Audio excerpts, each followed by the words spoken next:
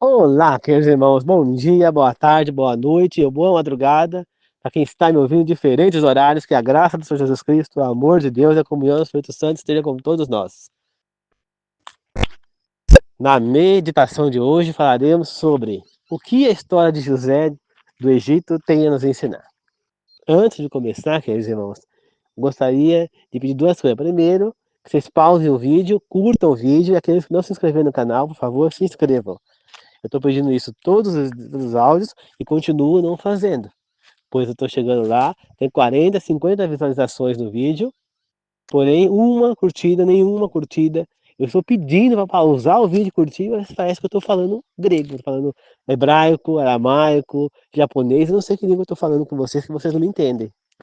Porque eu estou pedindo para vocês curtirem. Custa curtir o vídeo, gente? É um segundo! Custa! É um segundo que pode fazer um trabalho missionário terrível. Não é para mim isso que eu estou pedindo, é para Deus. O canal não é meu, eu sou só o administrador, sou só o mordomo ali. Eu sou só o instrumento. Então eu peço que vocês curtam os vídeos. E que vocês se inscrevam no canal, por favor. Tá bom? Então pause agora, curtam o vídeo e se inscrevam no canal. Já! Já fizeram? Muito obrigado. Não esqueçam de compartilhar o vídeo quando acabar o vídeo. E quem quiser comentar, fica à vontade também. Tá bom? Agora a segunda parte, vamos fazer uma oração. Senhor Deus amado, que o Espírito Santo me tome neste momento e que eu possa levar a mensagem a essas pessoas. E que tanto eu quanto eles podemos ter a mente aberta para que possamos aprender tudo o que nós temos que aprender aqui e pôr em prática. Tá certo? E que nós possamos viver fazendo o que é certo e aprendendo a cada dia com essas situações. Que os três maiores professores do mundo estejam juntos aqui para nos ensinar: Jesus Cristo, Deus e Espírito Santo. Que assim seja. Amém. Queridos irmãos, a história de José é cheia de, de ensinamentos, como todo mundo já conhece a história dele, eu não vou ficar recontando. Mas qual é o primeiro ensinamento? O ensinamento de reprimir o ciúme e a inveja, né? José, os irmãos dele tinham ciúmes e inveja dele. Por quê? Porque o pai tratava ele, gostava mais dele que dos outros. E porque o pai escolheu ele como, como sendo dando a primogenitura, a bênção da primogenitura para ele, né? E o que mais deixou ainda os irmãos dele mais revoltosos contra ele? Os dois sonhos que José teve. Mas foi culpa dele esses sonhos? Não. A culpa dele, a culpa dos sonhos é de Deus. Deus deu esses sonhos a José, né? Na verdade, não eram sonhos, e sim duas profecias, né? E que se cumpriram. Nós vamos falar sobre isso também. Então, queridos irmãos, os irmãos ficaram tão revoltosos, jogaram ele no buraco e depois o venderam como escravo, né? Outro ensinamento que também nos traz a história de José é justamente não tratar um filho melhor do que o outro. Todos os filhos devem ser tratados com igualdade. Mesmo que você tenha um apreço maior por um, o que não é uma coisa difícil de acontecer, eu vejo isso nas famílias, inclusive na minha família mesmo, eu via isso, vejo isso, via, né? Eu via isso porque as pessoas que faziam isso já morreram, mas eu via isso, diferença de tratamento. Sempre tinha o filho querido, aquele filho mais amado, podemos dizer. Mas o tratamento tem que ser igual, não pode ser demonstrado isso na frente dos outros, porque isso vai causar ciúme, vai causar inveja, vai causar desavença. Então todos devem ser amados iguais. Outro ensinamento vem de antes da história de José, a não ter mais de uma família. Pois outra coisa que pegou pesado aí foi justamente Jacó ter mais de uma família, pois ele amava mais José e também a Benjamim por serem filhos da mulher que ele mais amou, que foi Raquel. Portanto, se ele tivesse casado só com Lia, ele teria todos os filhos da mesma esposa e provavelmente não teria essa diferença. Portanto, é um outro ensinamento que a história de José nos traz, mesmo antes dele, né? Que foi o não ter mais de uma família. De preferência, a família tem que ser uma só, né? Entende? Porque senão dá confusão, nunca dá certo. né? Eu vejo casos aqui, por exemplo, tem aqui na minha família um caso de que a primeira esposa de um dos meus parentes, ela não quer nem ver pintada as filhas do ex-marido, que era meu parente, do segundo casamento dele, ou do terceiro, não sei, né, de outro casamento, né? Ela não compreende que a filha dela é irmã delas, né? Então, elas querem se encontrar com a irmã, que elas não veem há muito tempo, porque elas moram para cá e a irmã mora para São Paulo, né? E mesmo assim, essa mulher fala, não, não quero que essas meninas venham aqui. Mesmo ela não morando junto com a filha, ela mora no mesmo prédio, acho que apartamentos diferentes, né?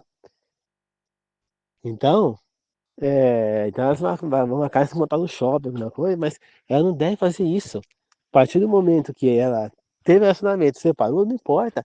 São irmãs. Elas não têm direito de querer irmãs.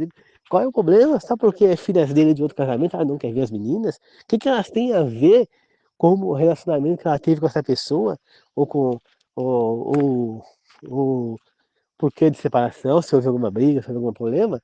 O que que elas têm a ver com isso? Né? Quando meu tio, quando meu tio é meu tio, né? Então, eu falei, meu tio se relacionou com a última esposa dele antes dele falecer, ele já tinha separado daquela mulher há muito tempo, ele já tinha tido outra mulher entre ela e essa atual, então não tem nada a ver isso. Porque essa inimizade, entendeu? Não, isso não pode acontecer.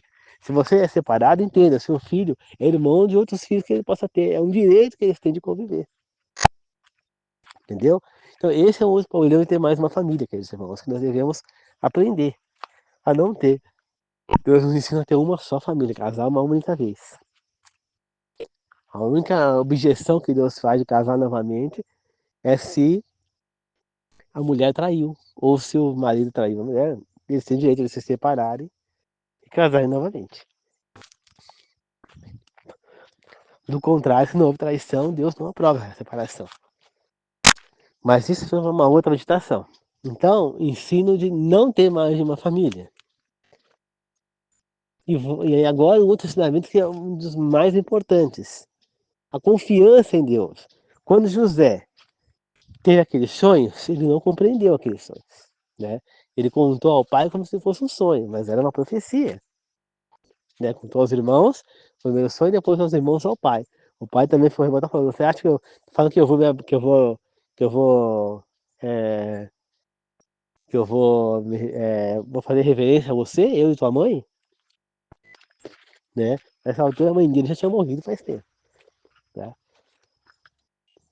E na realidade era exatamente isso que aconteceu, né? Então você vê que naquele momento José não entendeu. Os irmãos ninguém entendeu.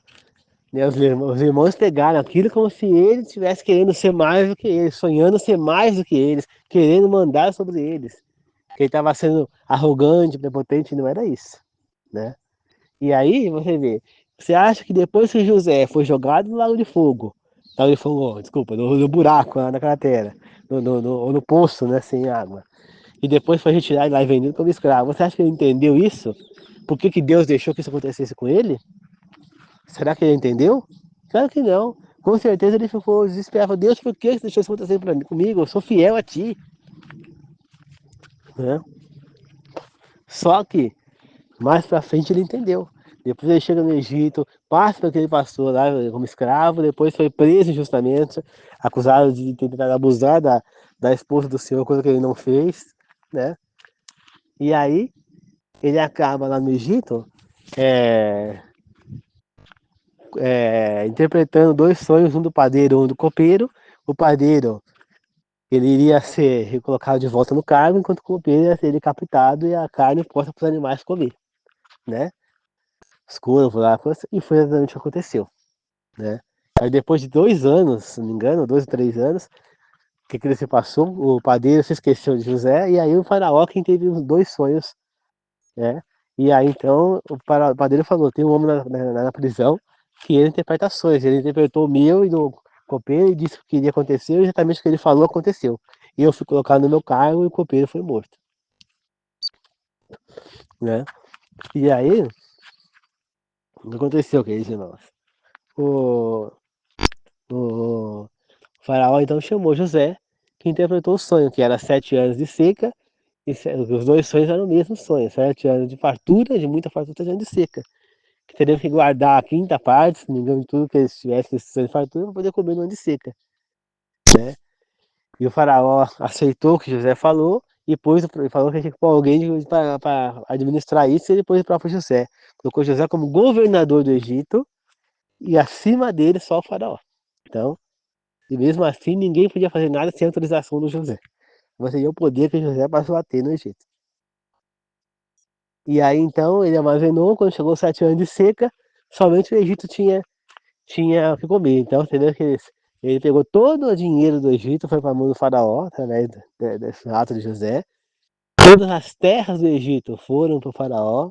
Todo o povo egípcio virou escravo do faraó. Então, eles, eles tinham a terra e eles podiam plantar, mas um quinto era do faraó. E até hoje é assim lá no Egito, né? E eles ficaram sem nada, né? O povo todo. E o faraó enriqueceu às custas disso aí. E todo o povo que vinha lá, estrangeiro, ia e dava dinheiro, eu comprava comida lá.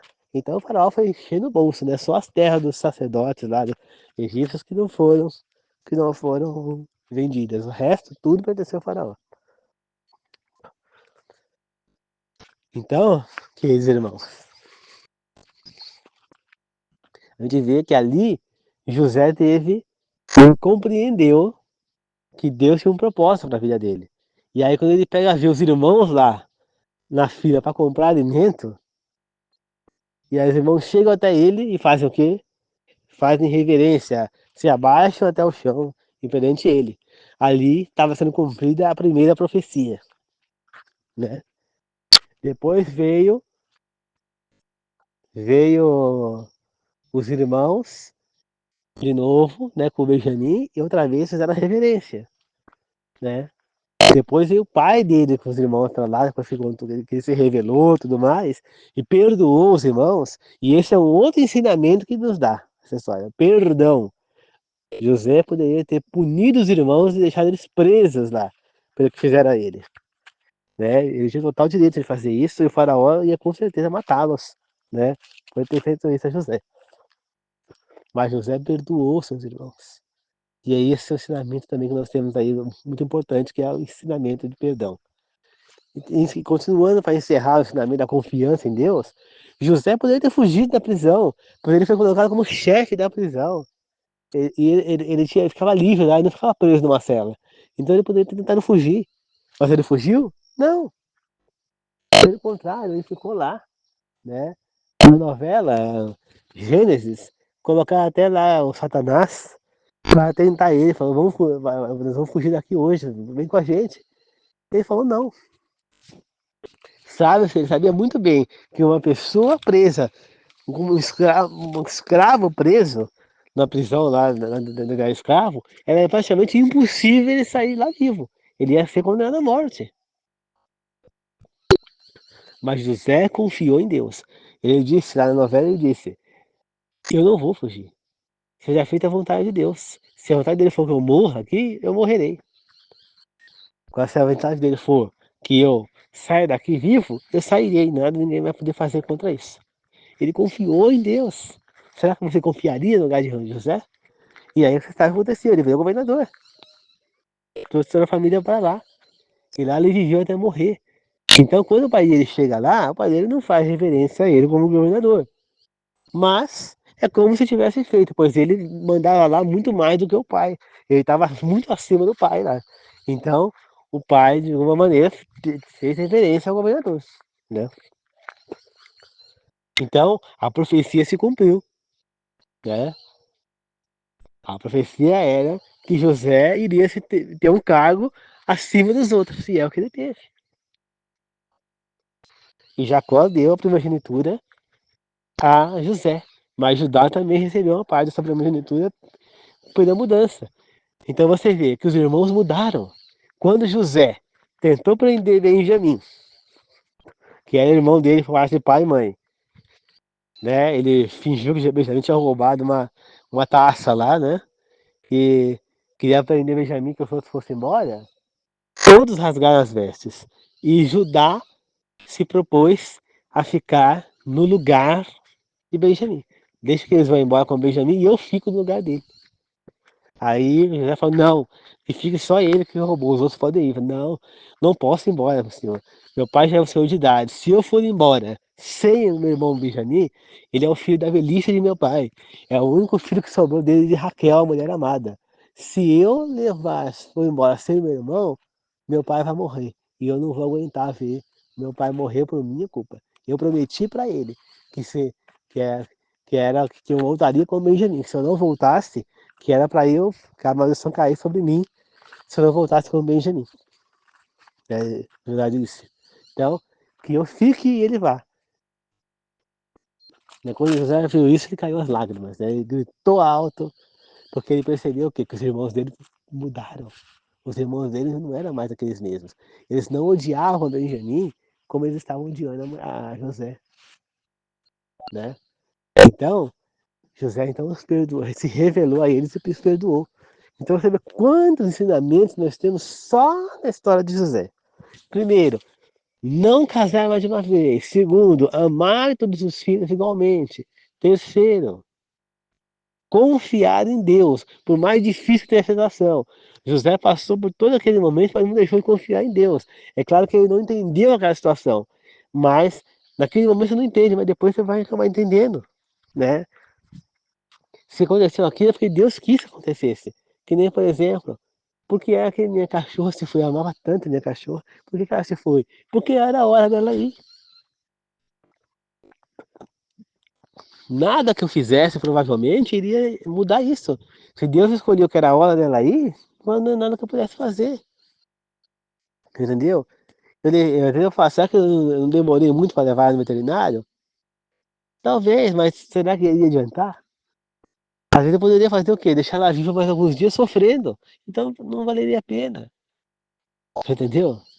Para ela viver sofrendo, é melhor que ela tivesse ido mesmo.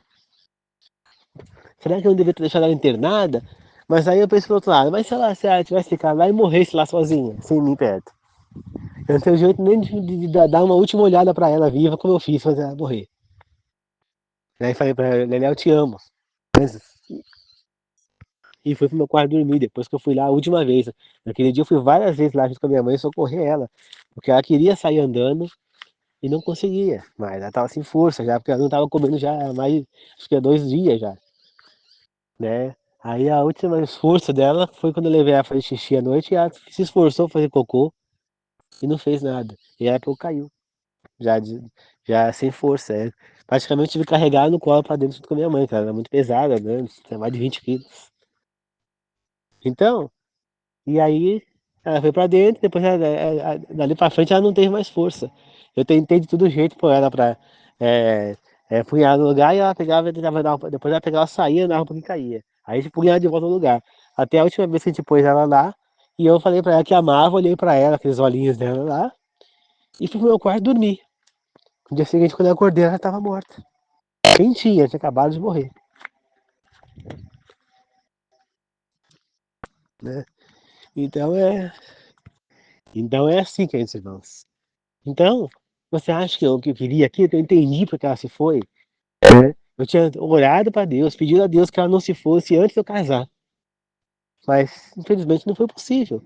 Foi a vontade dele, eu tenho que aceitar. Por mais que eu esteja sofrendo até hoje pela partilha dela, mas foi a vontade dele. Né? Foi o melhor para ela. Eu tenho que aceitar. Foi o que José fez. Foi melhor. Se era para ele ir para o Egito, é porque era para ser. E depois que ele ficou lá, que ele virou governador, que ele salvou o mundo lá, e salvou também a família dele, que foi todo mundo para lá, dele entendeu que tudo aquilo que ele passou era porque ele precisava ir para o Egito para salvar a família dele e também a si mesmo e ao mundo todo. Né? Tanto que lá deram o nome a ele de Zafenat Paneia. Zafenat Paneia significa Salvador do mundo. Né? Porque ele salvou literalmente o mundo. Se não fosse ele, o mundo ia morrer de sede, de fome. Porque não tinha chuva, então não tinha mais água, não tinha mais comida, não tinha mais nada. 7 anos sem uma gota de chuva, de seca total. Imagina, né? E depois disso, né, tiveram que aguentar pelo menos um tempo para até que a chuva voltou, para começar então a produzir de novo, né? Então, e José salvou o mundo ali, porque foi ele que armazenou, foi ele que interpretou o sonho do faraó, e foi ele que armazenou tudo aquilo ali, né? Aí muitas pessoas falam, ah, mas Deus não podia ter feito isso com José lá onde ele estava? Não, porque para ele fazer isso, ele precisava ter um poder. E o Egito era o povo mais poderoso que existia naquele momento. Era a nação mais forte. E ele precisava ter esse poder. Como que ele iria, só a quinta parte deles ali não iria salvar, nem eles. Não tinha como, né? Agora lá ele ganhou poder sendo o líder do Egito ali abaixo só do faraó. Então ele ganhou muito poder a ponto de poder fazer o que ele tinha que fazer para salvar o mundo. Então era necessário que José fosse para o Egito de alguma maneira. Ah, mas Deus não poderia ter mandado ele de outra maneira? Não. Porque se fosse de outra maneira, como é que ele iria interpretar os sonhos dos copeiros? Entendeu? Então ele foi a coisa no lugar certo. Ele foi no Egito da maneira que ele tinha que ser. Ele foi que ele vai lá na casa, no lugar certo, na casa do Potifar, aonde a mulher dele depois deu em cima de José, e ele com fé em Deus não aceitou aquilo. Se fosse qualquer outro homem, possivelmente teria se deitado com ela, mas ele não. Ele permaneceu firme na fé, no que ele acreditava. E aí o que aconteceu? José pegou e acabou sendo acusado de tentar abusar dela, quando foi ela que tentou seduzir ele, e foi preso injustamente. Mais uma vez, ele sofreu uma injustiça, e mesmo assim ele continuou fiel a Deus. E aí ele foi recompensado sendo governador do Egito. Então, ele precisava ir na cadeia para interpretar os sonhos dos fadeiros. O faraó não ia dar um cargo para o estrangeiro, embora o faraó, ele não era, aquele faraó não era egípcio, ele era estrangeiro, né? Ele era, não sei como é que o nome que fala lá, ele não era, né? Ele destronou o outro e assumiu o trono, né? Então, mas ele não iria aceitar um estrangeiro lá, né? Como é que o estrangeiro ia interpretar o sonho do faraó, né? Então, Deus fez tudo da coisa certa, assim como Moisés. Deus fez Moisés nascer naquele momento, o pôs dentro do palácio do faraó, para ele crescer conhecendo as coisas de um rei, de um líder, né? Foi criado como um príncipe. Depois, Deus apresenta novamente a ele a família hebreia, ele mata um hebreu, um egípcio, né? Para defender o irmão hebreu, né? E ele foge, vai para Midian, onde ele encontra a esposa Zípora, e vai numa casa aonde o pai de Zípora, que é o Jetro, era um homem de Deus, era um servidor de Deus, né? E Midian, nem todo mundo era servidor de Deus, embora Midian era descendência de Midian, que era filho também de Abraão, mas eles não eram tão fiéis a Deus assim, mas Jetro era. Então, aí Jetro passa a ensinar a Moisés coisas sobre Deus, porque ele não foi ensinado, e ali então Deus o chama para salvar o povo do Egito. Então Deus faz tudo certo, né? Como dizem, Deus escreve certo em linhas tortas. Então o que parece errado, depois tem um desfecho. Você entendeu? Que por exemplo, quando eu saí da escola que eu estava trabalhando, eu não entendi o porquê. Agora, esse ano, eu entendi. Porque provavelmente se eu continuasse lá, eu não iria conseguir fazer o curso que eu vou fazer. Né? Eu vou fazer o curso Teologia e Estudos Adventistas. E são aulas síncronas, ou seja, aulas ao vivo. São aulas virtuais, mas ao vivo, pelo Zoom. Então, o que vai acontecer? Se eu se eu tivesse trabalhando, talvez o horário não fosse bater. Então, Deus faz tudo certo com linhas tortas, queridos irmãos. E assim foi com José. Ele só compreendeu a vontade de Deus quando ele viu o governador que salvou o Egito, que toda a sua família foi para lá, que ele salvou o mundo todo. Aí ele então compreendeu qual que era a missão dele. Tudo aconteceu porque tinha que acontecer. Ele tinha que estar naquela prisão, né? Ele poderia ter mandado lá o Jacó descer, né? Jacó Israel descer para o Egito. Vamos para o Egito. E lá José fosse preso por algum motivo, interpretar sonhos para Deus. Poderia também. Só que talvez fosse necessário aquilo para os irmãos se arrependerem, né?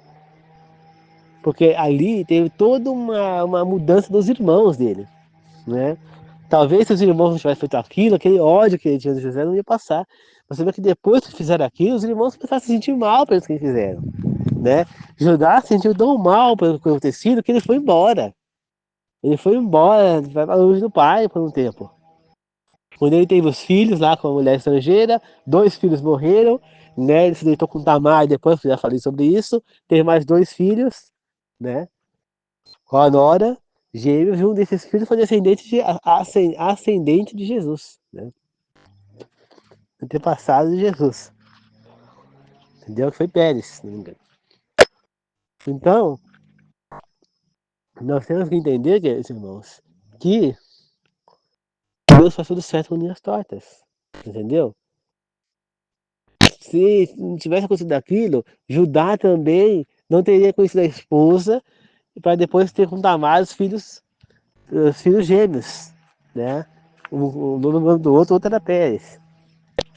Então, tudo era para acontecer do jeito que tinha que acontecer. Tem tudo uma história por trás. Então, José confiou. Ele não sabia por quê. Mas depois daquilo, ele entendeu a profecia, ele entendeu a interpretação do próprio sonho. E ele então entendeu tudo que tinha que acontecer. E ele então é, pegou e. Como é que fala? E. E. E aceitou tudo, confiou em Deus e chegou onde ele chegou. Se ele tivesse fugido do Egito, possivelmente o mundo inteiro teria morrido, a família dele também, né? Então, é confiar, queridos irmãos. Mesmo nos momentos difíceis, é confiar. Deus sabe o que faz, né? Talvez Deus tenha tirado a minha cachorra, porque talvez eu tenha que me aproximar mais das outras 2.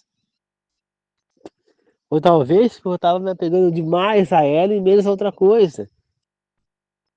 E que já era o momento dela, que ela já tinha vivido bastante, ela já estava com quase 18, quase 19 anos, né? Mas ela estava saudável, é isso que me deixou mais triste. Ela estava bem, estava saudável. Ela viveu todo esse tempo comigo sem nenhuma doença sequer. Eu nunca levei ela no veterinário. Quando ela adoeceu, ela morreu. Ela, em poucos dias ela adoeceu e morreu. Uma semana, 2 talvez, que a gente percebeu a gravidade da coisa, né? Talvez se eu tivesse levado ela há meses atrás no veterinário, talvez tivesse evitado esse mal, mas será que aí ela ia viver mais quanto tempo? Ia sofrer mais do que? A gente não sabe, então Deus de sofrimentos menor. Deus sabe o que faz. Quando é o momento, é o momento de morrer, não adianta você fugir. Você vai morrer, entendeu? Falar, eu não vou para tal lugar porque posso ser assaltado, posso ser morto. Não adianta. Se for para você ser morto, para você morrer, você vai morrer dentro de casa. Pois Deus, o que for da vontade de Deus vai acontecer, você não tem como fugir. Então não temam, não tenham medo, porque o que tiver a acontecer vai acontecer de todo jeito. Se é para acontecer, se é da vontade de Deus, vai acontecer onde você estiver. Por isso, não temam, entendeu? Não temam. O que é para acontecer, vai acontecer. Tá certo, queridos irmãos? Então, é isso. Espero que você possa ter compreendido os ensinamentos da história de José, que são muitos, né? E vocês podem ver que um erro do Israel, Jacó, caiu sobre os filhos. Você vê, por ele não ter aceitado a vontade de Deus. Lá, quando ele casou com Lia, mesmo enganado, ele deveria ter mantido o casamento só com Lia. Ele não deveria ter desposado Raquel, né? Ele sabia das orientações de Deus, porque o pai, tanto Abraão quanto Isaac contaram para ele, porque ele chegou a conviver com Abraão. Então, ambos contaram sobre Deus para ele. Ele sabia muito bem que o avô dele teve só uma família, e que Abraão, e que quando ele casou quando ele tomou a concubina Agar, ele viu o que aconteceu. A confusão que deu que Abraão teve que expulsar o filho de lá, junto com a serva. Então você vê o quê? Ele tinha um exemplo, então ele não poderia fazer isso. E ele não só errou em casar com Raquel, como depois ele se deitou com Bila e com Zilpa como concubinas, a serva da esposa, fazendo o mesmo erro que o avô fez, que deu todo aquele problema. Então Jacó, não, ele não seguiu a vontade de Deus naquele momento. Ele se desviou do caminho.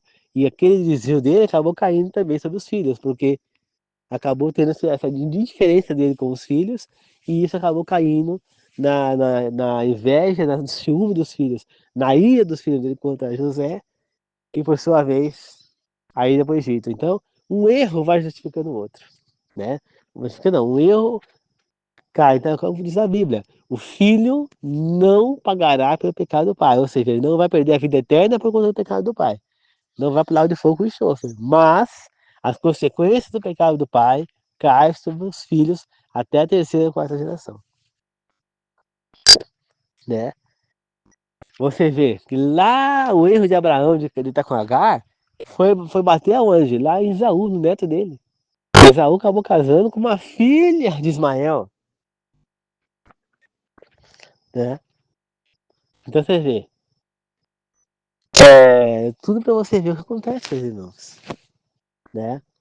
Quando você olha na novela Gênesis, quando Jacó vai casar com Raquel, né? Casamento com Raquel, ele fala que seja feita a vontade de Deus, essa novela. Aí acontece, a vontade de Deus é feita, ele é enganado e esposa Lia.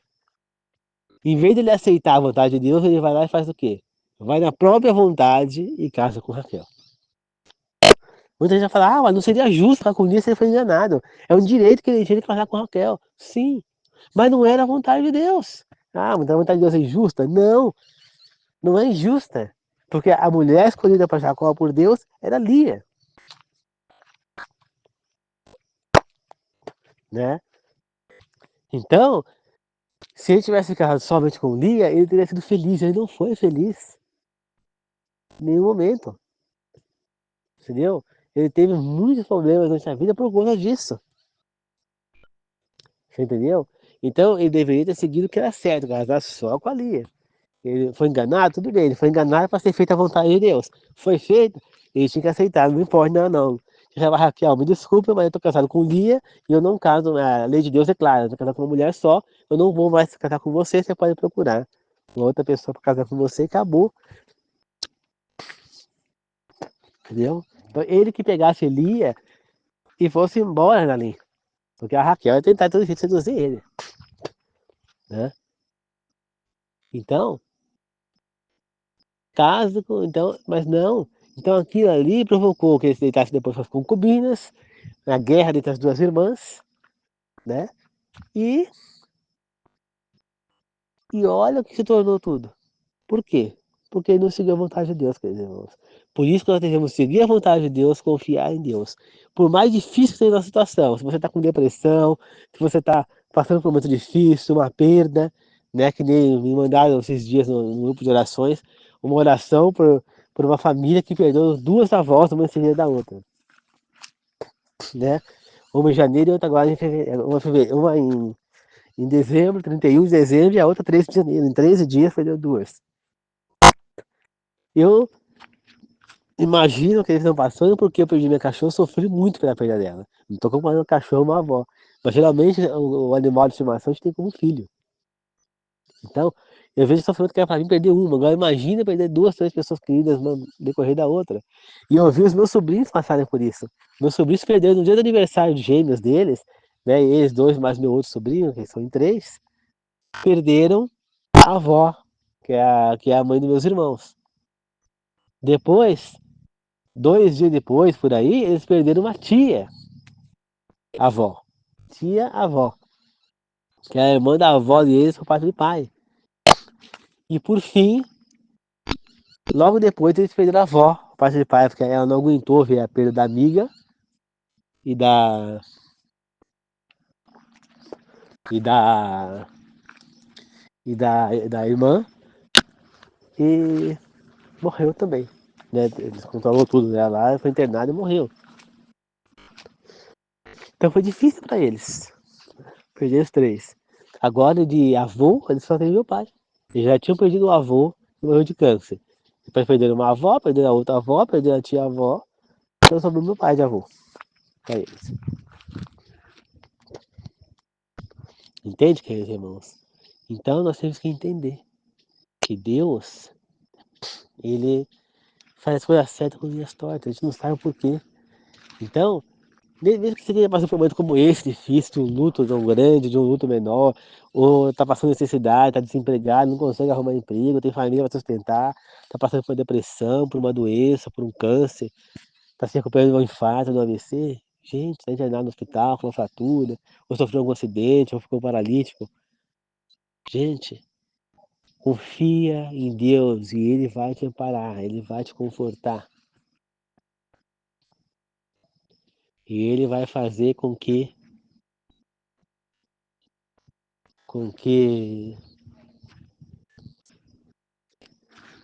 você possa suprir esse momento difícil, superar isso, né? Pode ser que ele não faça o paralítico voltar a andar, mas ele pode fazer esse paralítico se adaptar e voltar a viver normalmente com as limitações.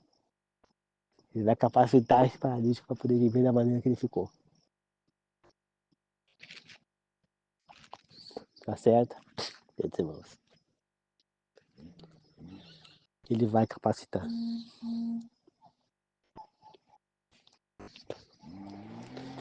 Tá certo?